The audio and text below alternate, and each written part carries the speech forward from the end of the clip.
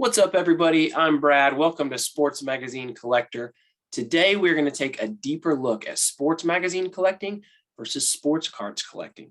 This is going to be a two-part video series with part one going over the similarities, part two going over the differences. A lot of Sports Illustrated collectors make the transition after starting out with sports cards. So if you are a fan of card collecting, make sure that you stick around.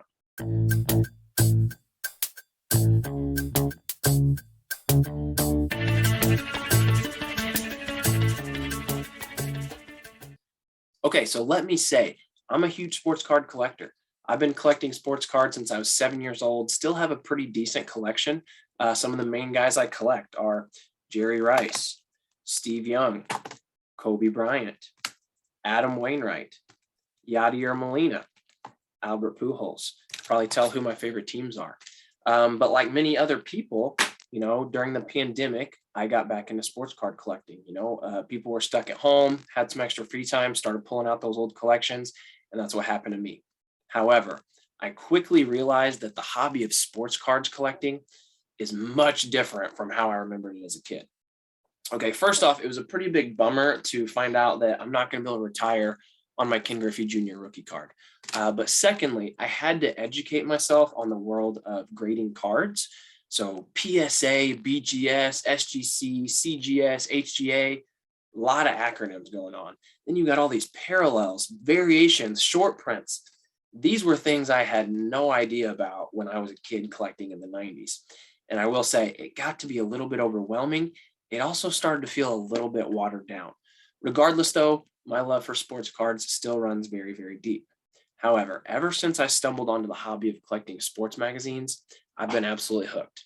One reason is because there really are a lot of similarities to collecting sports cards. If all truth be told, sports magazine collecting is really a combination of sports cards and comics, both of which are immensely popular. So let's do a review on how sports magazine collecting is very similar to the hobby of collecting sports cards. So first, and most obviously, just like sports cards, you can use sports magazines to try and collect your favorite athlete.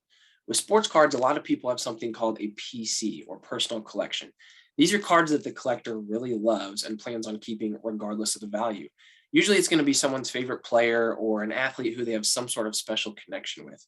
Maybe they're from your hometown, maybe a family member passed down one of their cards to you, or maybe they're just a star who you really enjoy watching.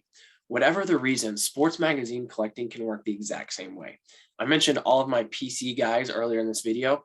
Every one of them has been on at least one SI cover as well. So I'm able to specifically collect those issues that I want to add to my personal collection.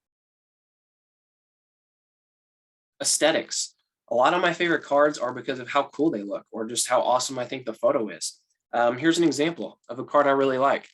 I'm not necessarily a big Gary Payton fan, and this card probably is worth $1 or $2, not really any value, but I just like the design of the card. I think the card looks pretty awesome.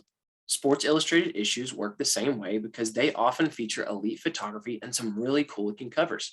Check out this Curt Flood cover from 1968.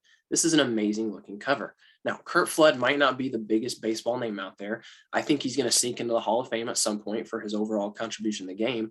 But as a Cardinals fan, I think this is one of the most awesome covers I've seen, and it's definitely something that I'd like to collect just because of how cool it looks.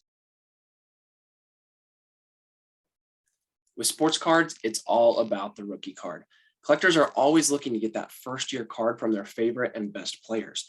These cards typically will carry the highest value and desirability. And this is one of the biggest similarities between the two hobbies because the same goes for Sports Illustrated magazines. A first cover, also known as a rookie issue, is almost always going to be the most collectible issue for a specific athlete. Here you can see a Steph Curry rookie card and Steph Curry's first Sports Illustrated cover. Both of these items graded in top condition are going to carry some major value. Grading companies such as PSA and SGC have really changed the game for sports cards. With graded cards, collectors now have a way to distinguish the absolute best cards available by searching for those in top condition. With sports magazines, you have CGC leading the way in this category. PSA has been around grading cards since 1991, while CGC opened up in 2000, starting with comics only. They've only been grading magazines since 2009, so there's still a lot of catching up to do. But once again, it has really changed how collectors collect. While a raw issue of Michael Jordan's first cover would certainly be valuable, a copy of that same issue graded at a 9.8 would be extremely valuable and desirable by collectors. Another thing that grading companies have done is helped to showcase the rarity of items through their census and population reports.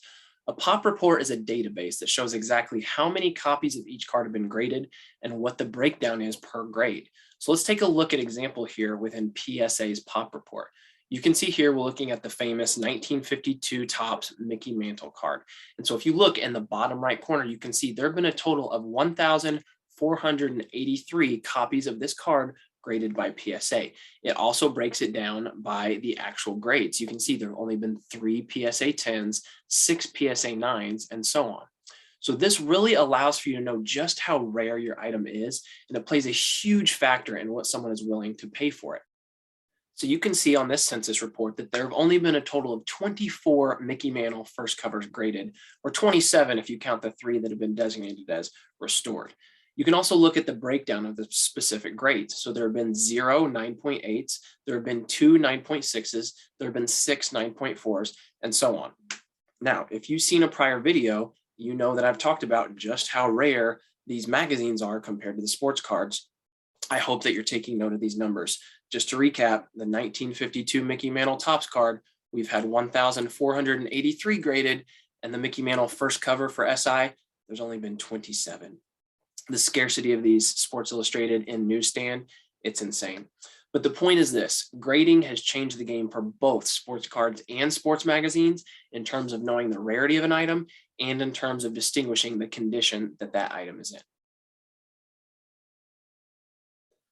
Another similarity is that both cards and magazines look great on display. I've seen lots of people get frames or stands to showcase their cards. And obviously, as you can see over my shoulder, sports magazines look great on display as well. But one thing to keep in mind is watch out for lighting. If you're going to display either of these items, you need to do it in a room with 0 or minimal natural sunlight and with LED light bulbs. Otherwise, the UV light is going to fade your cards and magazines over time. With both sports cards and sports magazines, you have to be able to weed through all the junk.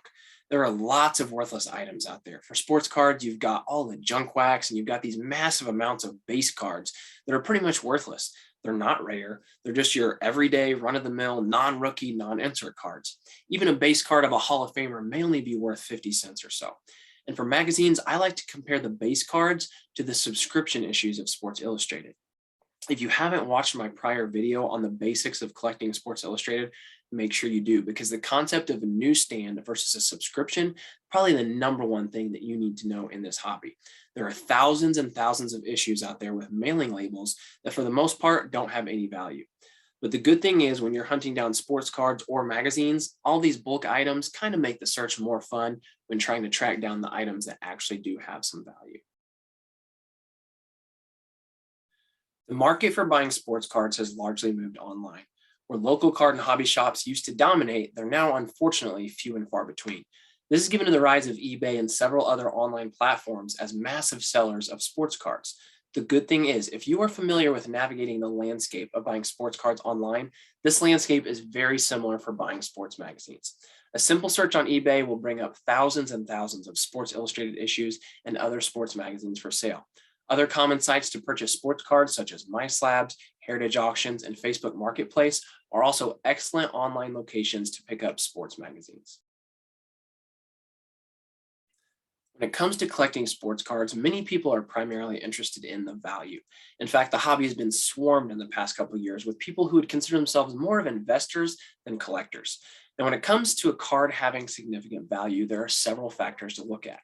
Rookie cards, big time athletes, the condition of the card, the aesthetics of the card, the age of the card, and even the brand that made the card are all major factors that will drive a value.